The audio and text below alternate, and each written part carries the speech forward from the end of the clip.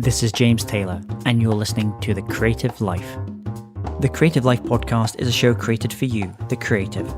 If you're looking for inspiration, motivation, and advice while at home, at work, or on your daily commute, then this show is for you. Each episode brings you a successful creative, whether that's a musician, writer, artist, designer, performer, educator, or creative entrepreneur. They share their journey, their successes, their failures, their creative process, their insights, and much, much more. This episode is sponsored by C-School, the online school for creativity training. If you'd like to unleash your creative potential and access a free Creativity Blueprint training series, then just head over to c.school. That's www.c.school for your free training series. In today's episode, I speak with author and speaker Colin Sprake. We talk about vulnerability, the search for significance, and the mission-driven entrepreneur. Enjoy this episode. Hey, it's James Taylor here, and I'm delighted today to be joined by Colin Sprake. Colin is a heart-centered, dynamic serial entrepreneur, having trained over 42,000 entrepreneurs across North America. A 4-times best-selling author and a sought-after speaker on entrepreneurship, Colin knows what it takes to build from zero to $1 million in 12 months or less. He cares deeply about people and this planet and loves to assist others to achieve the impossible. He is a member of the Transformational Leadership Council, a board member of the Evolutionary Business Council, and was inducted into the National Academy of Bestselling Authors. And it's my great pleasure to have Colin join us today. So welcome, Colin. James, it's my absolute pleasure to be here and just to have some fun with you and to support your listeners in any way I can today. So share with everyone what's going on in your world just now. Oh, you know what? The big thing for me is, we've spent so many years duplicating, getting this company set up with all the systems and processes in place and ready for duplication. So going forward now, 2018 is all about duplication and rolling things out. And then also taking time off. I'm a big fan of taking time off and spending time with family. So just booked 2 weeks away in Mexico for spring break with my kids. I have 2 kids, a 14-year-old and a 16-year-old, both teenagers. And, continue to take off, typically three months or so every single year, which is really important part of running a successful business and a successful personal life. Wonderful. So when did the entrepreneurial bug bite you? When did you get started in this world of entrepreneurship and then moving into the thing you're known for today, which is really the speaking and the training part? I think it started inside the womb. If I could have been selling something inside the womb, I probably would have, James. To be really honest, like for me, I've been this way all my life, man. It's from a very, very young age. I was, at the age of 9 is when it really seriously got started. I was working at a hardware store. People at 9 years old. I said, yep. At 14, I had 3 jobs because I was so determined to become financially set without having to ever go to my parents and ask for money. So that bug really got me at the age of 9, and I started making these super high-end calculator boxes for these very high-end calculators used at university. So the ones that open two-sided calculators. And I started creating these really just about bomb-proof boxes for them to carry their calculators around in, and that took off, and I started doing a whole ton of those, and since then I've never looked back, man. So really pretty much from the age of 9, and I don't want to shock some of your listeners, say from in the womb, because I might think something's really crazy, to be honest. And then when did you move? So you obviously you built businesses. When did you start to transition to being both that sage on the stage and the guide on the side, the person that was up there on stage sharing your story, and also the person that was there to help other entrepreneurs build their businesses? Yeah, James, I think it was fascinating for me because, I've had so many different roles as, not different roles, but I mean, CEO of so many different companies, of the companies I've built. And really, I think sometimes when you're a CEO and you're an entrepreneur, you're really not a CEO.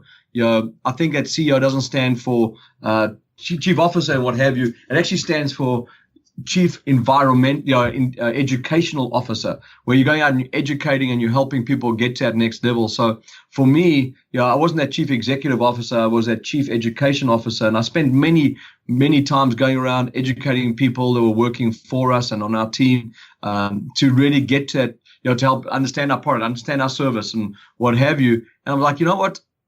I'm teaching people. All I ever seem to do every single day as CEO is teach people something about business. And I thought, you know what, let me start looking at maybe there's an opportunity here. And I started doing some training, becoming a trainer, I suppose, in the early 2000s. And when I started becoming a trainer in the early 2000s, I was like, this is fascinating for me, man. It's so fascinating that there are so many people out there that run a business, but unfortunately, their business is really not doing what it should be doing. Most of them are suffering. Most of them aren't getting the results they want to get. I was like, I have a gift here. I helped so many businesses. I had a company that had 35 offices around the world. And as I flew around as chief education officer, and that's really a joke for the listeners out there. Yeah, I was CEO and chief executive officer, but really I was just educating those 35 officers to become successful. And I started to really live a statement that says, your success is my success. And the more successful our officers were around the world, the more successful our main company was. And I fell in love with that. I fell in love with how to help people and watching people achieve like they've never achieved before. And that I just carried forward, and I've done, and that I took onto stage because I thought, you know what, I want to help a ton of people, and I can go around the world training one-on-one. But if I can train one-on-many, I can just make such a huge difference to this planet. I mean, my ultimate goal is to train 1 million entrepreneurs, and train enough entrepreneurs to impact 1 million people per year. And that's pretty much training 100,000 entrepreneurs a year, times 10 for the people that it impacts around them, their family, their friends, their colleagues, their employees. And I really am super excited. Like for me, I get up on stage and really I am there to serve those people that sit in front of me. I want to be, and I'm not going to be negative for any one of the listeners out there, but for me, I want to be the change this industry needs to see. I want to be that person that really, really goes out and makes a difference in people's lives, not just there to make money and do crazy things. I go in, help people, and watch them succeed, and even spend time with them on the phone, walking them through some of their challenges to get to that next level. So I felt that bug. It got inside of me. I got excited, and I was like, great, let's go out and knock this out the park. And I have never looked back. It's been something that now, it's truly my passion. My passion is watching other people become more successful, achieving what they thought the impossible, and making it completely possible. And who were those early mentors when it comes to the training side of your business, and also the speaking? Because they're related, but they're also different as well. So I'm guessing you had to develop certain skills, not just as a trainer, but also as a speaker. Who were those mentors that you had as you were beginning that business? Wow, there's so many for me. I mean, in terms of really in business, I've had mentors all my life. I mean, whether they are direct mentors, James, I consider some of them indirect mentors. And you might say, well, what do you mean by that? Books that I've read of just really successful people, maybe autobiographies, that kind of stuff, like Steve Jobs' autobiography. And I've learned from so many great people. And I'd say some of the top things for me would have been learning from some of the top business owners that are out there. One of the companies that I've done a lot of work with over the years, a company called Superfeet, which does insoles for your shoes. They're out of the States. One of their partners at the time, he's now sold out and moved on from the company. He became one of my personal mentors, and I learned so much from him on how to treat employees and treat people in your office. And I've had so many. I mean, I've looked at my uncle. My uncle was a really great mentor for me as well. He was fantastic, been in his business, been an entrepreneur all his life. And I'm a sponge for learning. I love to go and learn from other people. And then when it comes to being on stage, James, I went out and I learned.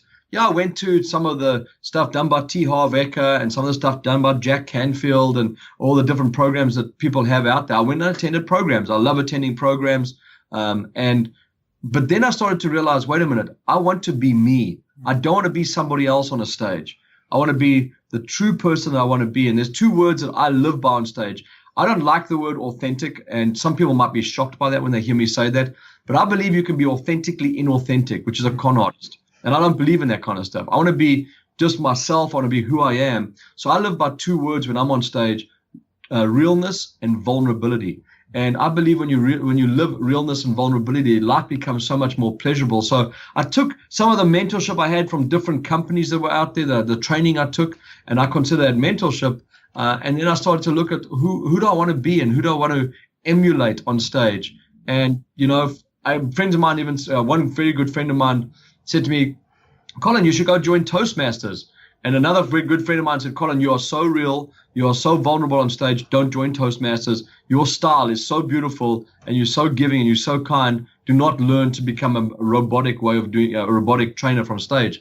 And no disrespect to Toastmasters. Toastmasters, I think, does wonders for so many people. But for me, I never went. I decided never to go. And you know what, James? It's been so good for me. It's helped me so much. It's helped me really connect with audiences because I really, really when I'm on stage, all I care about is that audience is getting what is need to be getting what is being shared from stage, and really internalizing it, processing it, and then using it when they leave. And God has given me this talent, and I am so blessed to go out every single day and just change lives. And so, I mean, that's what you were kind of touching on there, is this idea, as a teacher or a trainer. I guess part of our role is also being able to say, these are the things, these are the things to pay attention of, and these are the things to leave well alone. Because there's so much information, and often we think as a teacher as being the person that's imparting new knowledge, fresh knowledge, which is part of that role. But it's also, because there's so much out there, it's also saying, actually, for where you are and who you are at this point in your journey, these are the things to be focusing on. And there's other things, but they're not right at this stage that you're trying to. And I watched one of your videos recently, and it was just talking about how to build $1 million business, in 12 months. And you were talking about how the time that you spend on the different activities in the business. And, you went, the typical organization when you're first starting, they spend a huge amount of time on operations and very little time on the marketing and selling. And you kind of did a bit of a mindset change. I could see with that audience saying, actually, that's perhaps not the best way of thinking about it. And you kind of tweaked that model and saying that, for that first start, you absolutely spend 25% of your time in the production, the creation of the thing that you're creating, but you need to think about that blend between the operation side and the marketing, and most organizations fail because they focus maybe a little bit too much on the operations, not enough actually being able to get the message out there.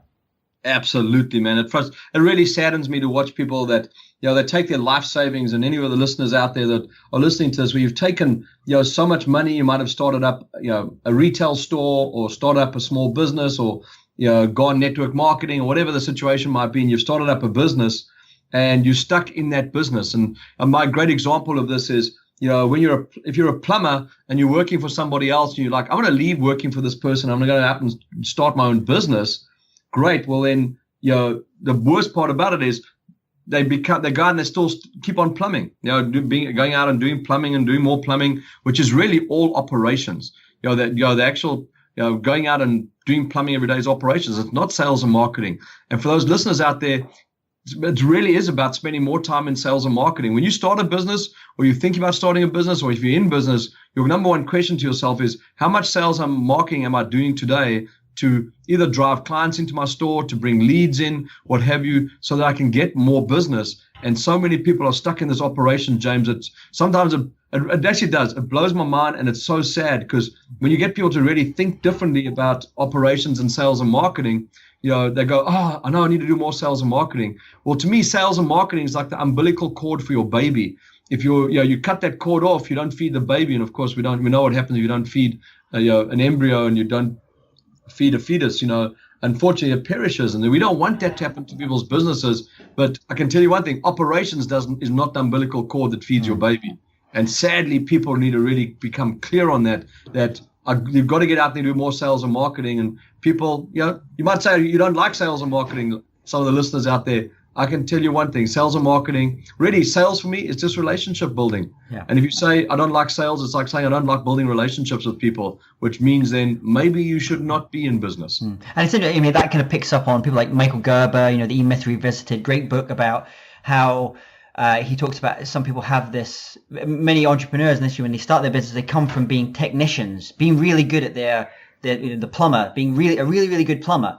But when you become an entrepreneur, you have to kind of go out of your comfort zone and being that technician, being the person that's tweaking the screws and the things, and taking a slightly big working. I think the expression he uses, working on your business, not in your business. I think was the one that he used to use as well. So it's a mindset change. It's completely a mindset change, James. It's a mindset change, but also understanding what's the important part of running a business, what makes a business successful. And sitting in your office waiting for orders to come in, or waiting for leads to come in, man, you get really old doing that, to be honest. You got to go out, hustle, go and get those orders, go and meet people and grow your business. And one of my favorite new kind of little phrase I always say to people is, you hear this statement from many trainers out there, you got to meet people to build your business. And I'm a fan of, yes, but there's missing one word in there. You got to meet quality people to grow your business. The right quality people, the people that, you cannot be hanging out at Jewish synagogues looking for Catholic people. You'll never find them there. It's go to where those people are kind of hanging out as well. And with your training, you obviously always have to come up with new ideas, new distinctions, new frameworks for your clients. Where do you go for inspiration? How do you, and then once maybe you have the kernel of an idea that you think can help your clients and your customers, how do you then go about developing that idea into something that you would deliver on stage or in workshops? Wow, that's a great question, James. Sometimes you might be very fascinated by my answer, because for me, the one thing I do, I'll often request at the Transformational Leadership Council, which is a really great group of peers, majority all speakers, is where I can then get on stage and say, I would like to practice a new presentation. Would you be interested in hearing something new from me or what have you? So I practice there and I get feedback from them, which is absolutely awesome. You got John Gray and Jack Canfield and Marshy Shimoff and amazing people sitting in the front row kind of thing and giving you feedback. So that's one place I go to practice something new or a new piece of content or what have you. And then the other, and also I bounce ideas off some of those people as well. As I've got a new course I'm thinking about, what do you think? And then when the other part of it is, James, I'm very blessed. Stuff just drops into my head, and I will just spend time meditating, thinking about things, and saying I want to put this course together. Like right now, I'm busy with a new program we're busy putting together, which is going to really create, I think, great waves for people. And it's called Intervention Warrior, where we actually do interventions with business owners that have the wrong mindset, to snap them out of the mindset they're in and put them in the right mindset. But that's a very set process. I'm busy with that, and I'm getting this guidance every single day. I get these downloads that come into me, and I'm like, holy moly, I can do this, I can do that, what have you. And of course, then I go to some of my friends who are extremely good psychologists, psychiatrists, what have you, and I say, I want to create this program. What can you assist me with? So I always like to go to experts, get these downloads, but at the same time, go to these experts who can give me some of their opinions, and then I'll take their opinions and their structures, processes. How do I create this from a one-on-one process into a one-on-many process?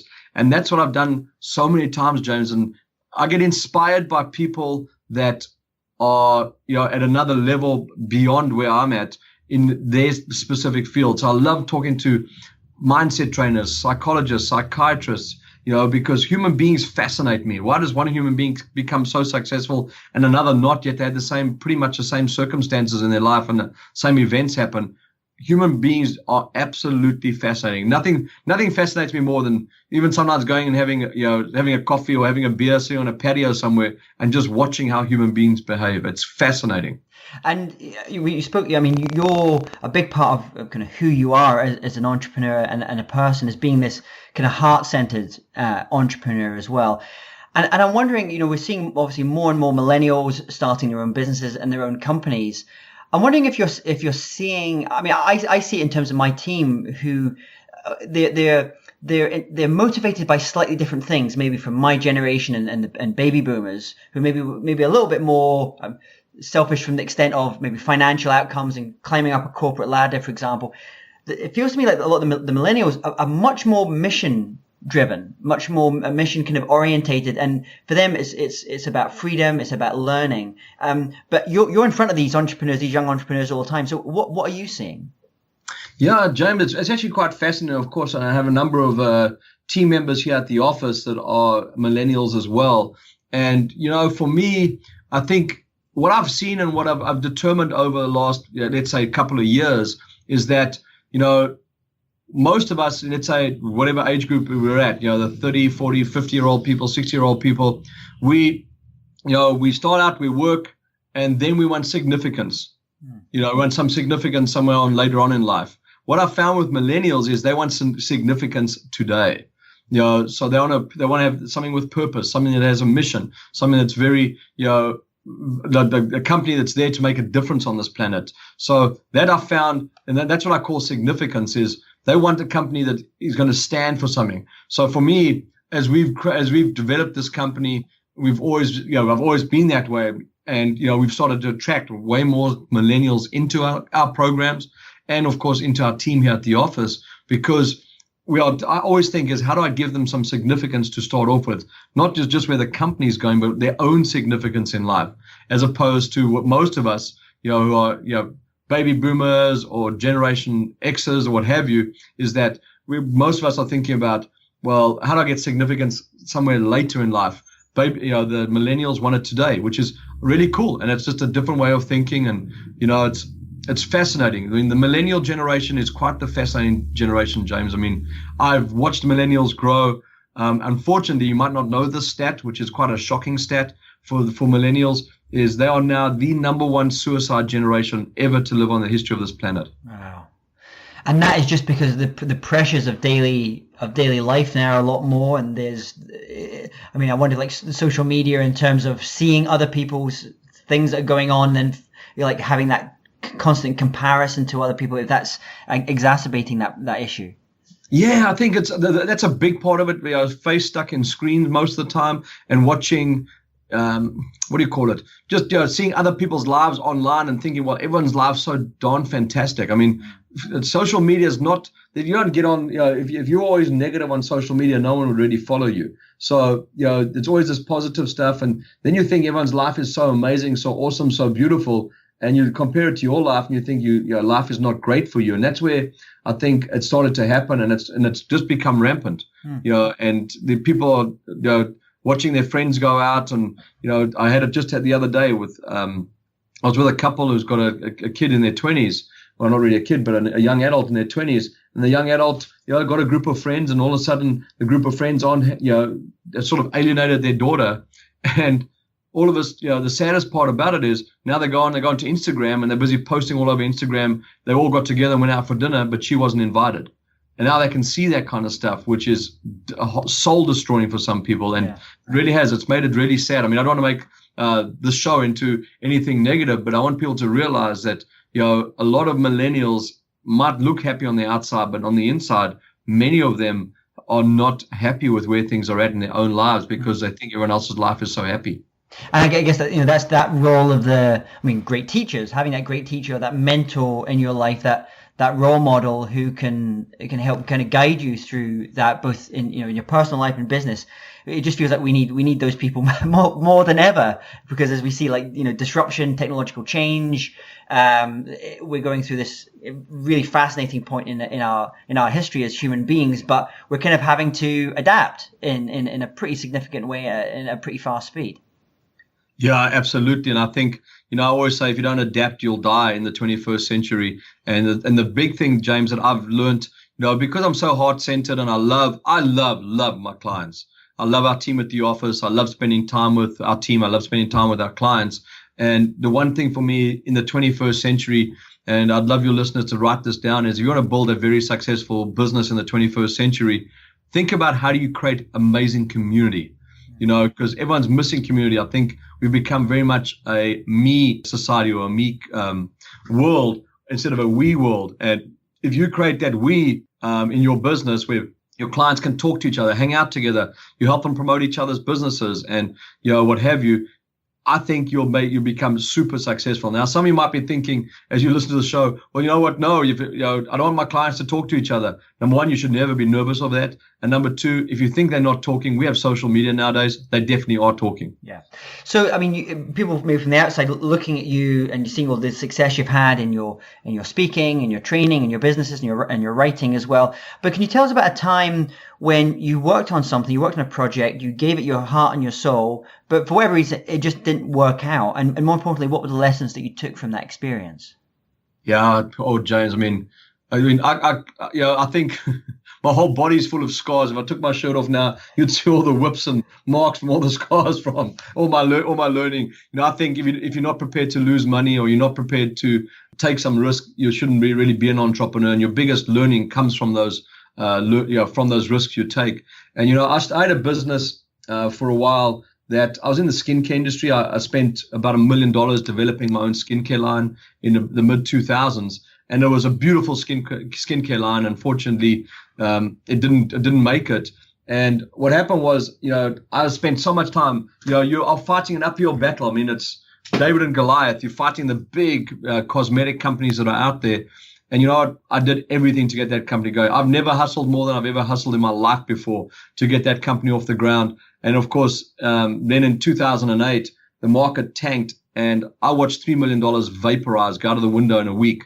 And I never forget that. And, you know, I had $400,000 worth of skincare stuck in my garage because I ran this business, and I'm a big believer in it. Run your business out of your home until you're forced to move into office space, because there's no point in getting office space for the sake of having office space and having a noose around your neck. So I had this, you know, like $400,000 worth of skincare stuck in my garage. And eventually I sold it off. I liquidated the skincare. I got paid 20 grand for it. And I never forget standing in my driveway as I watched the stuff, you know, get loaded up and be taken away.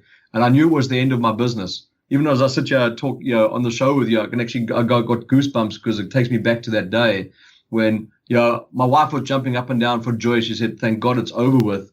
And I had tears pouring down my face saying, "It feels like I've just murdered my own baby," you know, and it was really, really hard for me. I cried for days afterwards, you know, because like people say, it's much easier to start a business than to shut one down. I learned that lesson. And the big takeaways from me in that were, you know, and I'll share with you, I'm very open. I'm always about who I am and what's happened in my life is, you know, I went and I got friends involved. I got friends to give me money to keep this baby afloat. And we kept on putting more and more money in. And I sold real estate. I sold like, you know, 10 pieces of real estate, put another $1 million into the company and kept on doing things. And then when the market tanked, all I was left with was I had no real estate left, you know, no real estate portfolio. I'd put all the money in. I had a great skincare line sitting in my garage, and I owed friends, you know, hundreds and hundreds of thousands of dollars. And, you know, one of the biggest learnings for me was sometimes you've got to know when to throw the towel in. You know, I'm a big believer, keep on pushing, but don't liquidate all your assets and, you know, put everything into one business. Because I had to get back on my feet. And, you know, after I watched that skincare leave and had my couple of days of, you know, real mourning of the company being done, I then had to get on my feet and start something new. And you know what? It was really good for me to understand that, yeah, I learned a ton. I learned so much from that, James. It was one of the hardest times in my life for me. It was one of the best times of my life because I now have built a company that really helps people, but it comes from a place where I really wanted to come from. And, you know, when I had this, before the skincare company, we became celebrities in Hollywood with a previous company that we'd been on, you know, major TV shows across the United States and what have you. And it all went to my head. I became arrogant. I became egotistical, not the person that I really wanted to be. But, you know, we would walk down Sunset Boulevard in Hollywood and people, "Oh God, there's the guys from that company." And it was really exciting at the time for me, but I didn't really spend much time planning for the future because I thought it would never stop. And then when we added the skincare line and what have you to the existing company, and then things tanked, all of a sudden, you know, the celebrity status went out the window, money went out the window, and then I'd start hustling again. And, you know, I learned so much from that business. I learned sometimes you need to throw the towel in at certain times, number one. And number two, even if you owe people money, don't just shut a business down and screw them, because I disagree with that completely. I want to put my head on a pillow at night. I want to, you know, put my head down and know that I've done good for people every single day. And, you know, I went back and I paid all the people back. And, you know, it took me 3 years to get through that. And by the end of 2011, I paid everybody back, got rid of all the debt. And you know what? I continued. I paid them back through a brand new company. And people said to me, "Colin, you're crazy." My lawyers told me I was crazy. My accountant told me I was crazy. And I said, I am not crazy because my reputation means the world to me. And I want listeners to realize that. You can you know, have a company, have a separate entity, shut it down, walk away and say, screw the people. With social media nowadays, everyone's a reporter. So people can drive you into the ground. People can kill your business just through social media. So this was prior to social media being so prevalent. And I just said, you know what? I just want to do good for people. I'm going to make things right. And I spent 3 years doing that, paying back, you know, probably close to $600,000, $700,000. And you know what, James, it was the best thing for me. That learning by itself is I kept my reputation intact. I did the right thing. And some people think it was the wrong thing to do. The attorney that said to me at the time, "Colin, to shut the company down and walk away, man, they can't sue you. They can sue your company and there's nothing in it. So walk away and tough luck." What I did, I said, "Thank you for the advice." I grabbed my file from the attorney on his desk. I walked out of his office and I said, I'll never see you again. You don't care for people. You just care about money. And I walked out. I found a heart-centered attorney who would work with me. And that's what I started doing. And you know what, James, it was the best thing that ever happened to me. It's driven I now only surround myself with heart-centered people. I won't even be on a stage for a speaker who doesn't care for the people in his audience or her audience. And what kept you in the darkest point of going through that whole process? What kept you going? What was the thing that kept you getting up that next morning and going? Yeah, I mean, James, I had a lawsuit of $1.2 million against me personally by two people, which is a frivolous lawsuit, but it really stressed me in late 2008. And one thing that kept me going, you'll be stunned by this. I found a book that was on my shelf. I went down to my shelf one day, and I'm a big fan of the universe will guide you, or God will guide you in the right direction. I stood in front of my bookshelf, closed my eyes, and so I put my hand forward and I said, God, put the right book in my hand that I need to read to get rid of this situation. And I put my hand went down lower. Like everyone just thinks, well, the book's in front of you is the one you'll pick. I went down to a real low level on my bookshelf, grabbed a book, and it was the Money and the Law of Attraction by Jerry and Esther Hicks. And I grabbed that book. I opened it up on one page, and there was one page. It was so beautifully designed, James. I mean, to me, I believe everything happens for the right reason. I opened up the book, and there was one page, and it was just a really good page. It was more of a kind of prayer or what have you that they had in there. And it was just the perfect one. It wasn't a paragraph. It was like, here's the perfect prayer to say every day. And that's when I flipped this book open, it was right in front of me. And it was just really an energy around money and energy around what was happening. And my wife and I we read that in bed every single morning. We read it aloud to each other. We read it aloud in the evening before we went to sleep. And we did that for a month, and then things started to turn around. So that book, when someone said to me, Colin, my life is not where I want it to be, I'm like, Jerry and Esther Hicks, just go read it. It's so powerful. And that got me through some of the darkest times, James. It was tough on me at some times. So if anyone's listening to this now and are ever thinking they're interested in writing a book, this is a good potential lesson to maybe why you should write a book. Because you just don't know. I mean, I think about my bookshelf. I've got maybe, let's say spirituality. I've got a whole bunch of books on spirituality, and I will like one particular author, while my wife prefers this other author as well, because it speaks to us, and you just never know who is going to pick up that book that you write, and it's going to be a point in their life, and that is going to be the thing that kind of takes them through that time as well. So it's great. So thank you, and we'll have a link here to that book as well. What about a key insight or a light bulb moment in your life, in your creative journey, a time when you either made a new distinction, or you said, okay, this is the direction I want to be going with my life? Wow, you're getting me with some good questions, which I really appreciate. I think, James, for me, some of the biggest insights have happened to me in the last 24 hours, which some of your listeners might be a little bit shocked by, but I'm forever learning and forever progressing and improving myself. And over the last, I'll go back to like the last 24 months, maybe even a little bit longer, maybe the last 4 years. One of the key things that I was always so busy, and I was being busy in my business, run. Whatever business I was in, I was always running new business, crazy things. And then I started to realize, wait a minute, 5 years ago or so, my family's not my focus. And I'm like, this is wrong. I'm so focused on bringing home more money or whatever it is. And my wife doesn't care about more money, neither do my kids. Because, to me, children, the way children spell love is Time.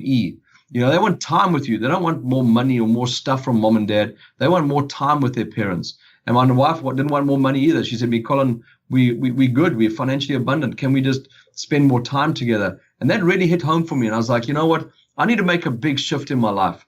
And I started then 5 years ago really planning my vacation. So every June now, I sit down and I plan all my vacations for the next year. So June of 2017, I sat down and planned all my vacations for 2018. I planned all those vacations coming up, and I know what dates I'm going away. And then, of course, I end up booking the vacation like I did in Mexico now. We had that 2 weeks already booked off. We just didn't know exactly where we were going. So I book off all the time. And that was a big thing for me 5 years ago.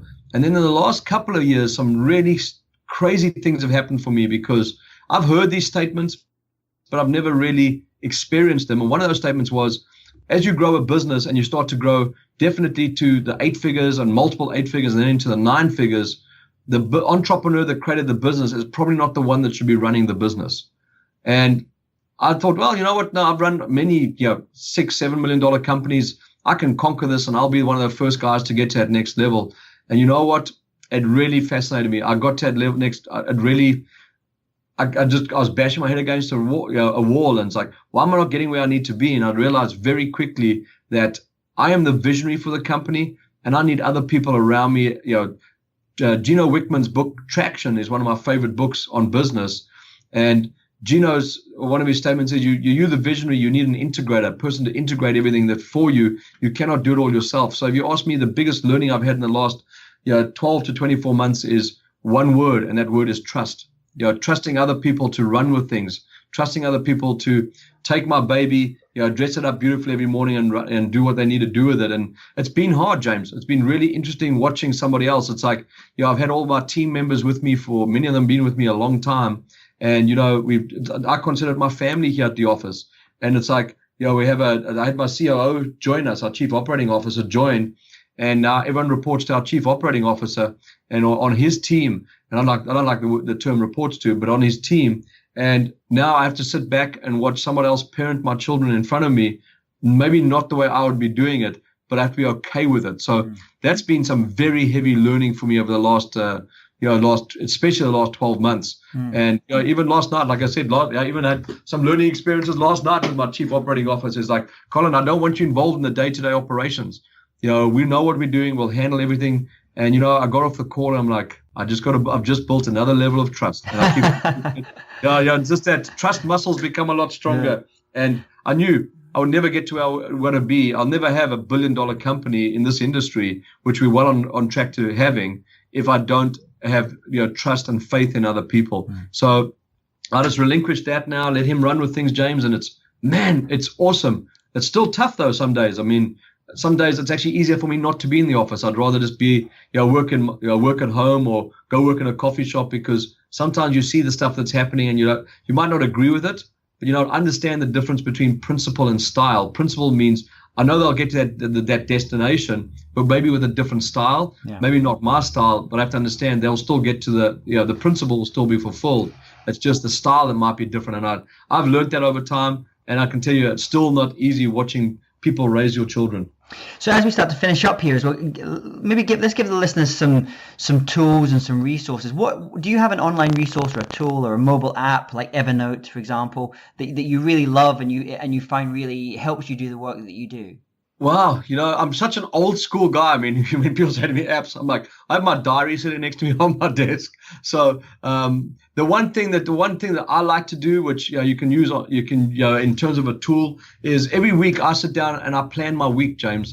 And the one thing I do in the beginning of the week is I write down what I want to be for the week. So I write the headline to be, and I write down my 5 things I want to be for the week. It could be anything. That's whatever comes to heart. Like it could be, I want to be awesome to our team at the office. I want to be amazing father to my 2 daughters, Ruby and Jade. I want to be an incredible lover with my wife, Gabby, whatever. So what I want to be for the week, I write down 5 of those, and then I write down my to-do list. And I look at my to-do list and say, what's in line with my to-be list? And those are the things I love to do, because it's all about being. So many we're called human beings on this planet, not human doings. So those are some key things that I love. And of course, you probably think about one of the craziest things. I travel so much. I fly all over the place. Probably my favorite app is Seat Guru. I use that to find the best seat on any individual flight. Yeah, exactly. That's what I do. And then, I have a really cool, one of my really great friends down in the States, actually out of San Diego, he sent me a whole process on how to, if you have an American Express card, how to upgrade on an American Express, how to upgrade yourself at hotels for barely nothing. Wow. And, I can always share that with you if you wanted to, and you can put it on your, in your notes so people can share. There's a whole set process for anyone who has an American Express card, how you get really top-notch upgrades at hotels. That's great. We'll maybe put that on the show notes as well, if we can share that link. And then if you could recommend just one book to our listeners, and also one album or one record to our listeners, what would they be? Yeah, the book for sure. Probably my favorite book. It jostles between 2 of them. One would be Power of Your Subconscious Mind by Dr. Murphy. That's a fantastic book on really getting your head into the game. I do a lot of mindset work myself here in the office. And the other one would be Joe Dispenza's work, which is breaking the habit of being you. Wonderful. And what about the record? What would that record be? Wow, that's really challenging me. I'm a big fan of Diana Krall. Oh yeah, well, a local not that far from where you are. She's over in Nanaimo, just north of Nanaimo. Yeah, she has 2 houses. Nanaimo, she actually has a beautiful house now in West Vancouver as well. And for me, she's fantastic. I love her albums. I love Live in Paris, which is one of my favorite albums from Diana Krall. And I'm in the process. I'm just in the final throes. It's my 50th birthday, a couple of years' time. And I've really asked her to actually want to play at my 50th birthday. So in the process of booking her for my 50th. Well, wonderful. I'm actually good friends with her manager as well. So if you need any help there, you can always let me know. And then final question for you as well. Let's imagine you woke up tomorrow morning and you have to start from scratch. So you have all the skills and all the knowledge and that you've acquired over the years, but no one knows you. What would you do? How would you restart? Wow, if I had to restart, of all the things I've learned over time, I would probably, because I've become so educated in online marketing, I would have a budget set aside to go and generate leads, like either through Facebook or Instagram or what have you. And I would start out, instead of going out and hustling and networking and rubbing shoulders, I would sit at my computer, I'd find the right product or service. If I was doing this exact same business that I'm doing today, I know how to fill events now. I really understand how to fill events effectively, and I would then jump online. I'll definitely make sure I have a budget set aside, instead of like most people, like we spoke about during the show. People get so stuck in operations, they don't have a budget for sales and marketing, and then only thing you can do, if you haven't got a money budget, then you have to go and put all the time in.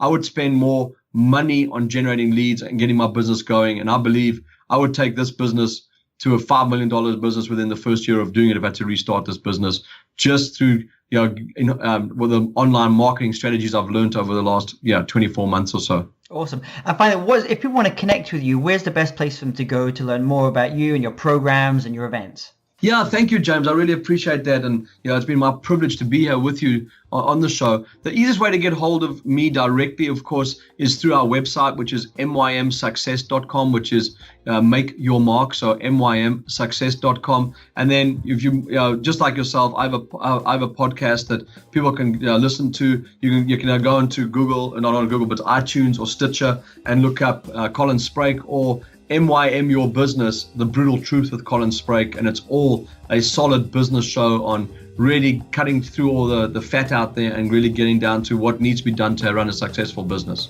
Fantastic. Well, we're going to have all those links on the show notes here as well. Colin, thank you so much for coming on the show today. I wish you all the best as you continue to build and develop your business as well, and I look forward to seeing you on stage at some point soon. I really look forward to it too, James. It's been my privilege, and to all the listeners out there, may your year be awesome in every single way. Hey, James Taylor here again. And if you're interested in living a more creative life, then I'd love to invite you to join me as I share some of the most successful strategies and techniques that high-performing creatives use. I put them all together in a free downloadable ebook that you can get by going to jamestaylor.me. That's jamestaylor.me to get your free downloadable ebook on creativity.